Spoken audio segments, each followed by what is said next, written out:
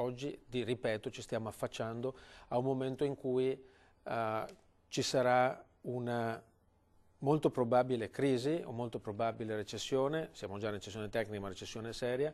una contrazione dei mercati e dei consumi, quindi è un momento in cui c'è bisogno del dialogo, perché come abbiamo detto, guardate che siamo in difficoltà, rischia di peggiorare, stiamo peggiorando, mettiamo anche che noi non avessimo avuto ragione,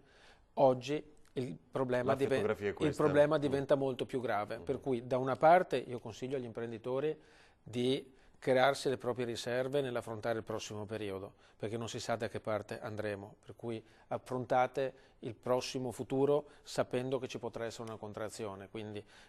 quando voi sceglierete i vostri investimenti, quando voi sceglierete l'atteggiamento da prendere verso dove e come investire il vostro denaro, tenete conto di questa possibilità, non rischiate troppo. Dall'altra parte diciamo al governo è il momento di fare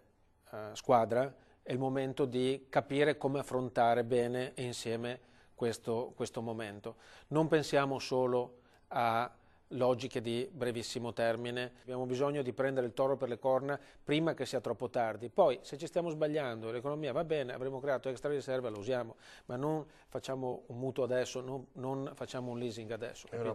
È un appello forte da lei agli altri imprenditori. Ma non sto andando contro a qualcuno, io sto chiedendo, sto tendendo la mano e dicendo per favore cerchiamo di anticipare una situazione che se l'anticipiamo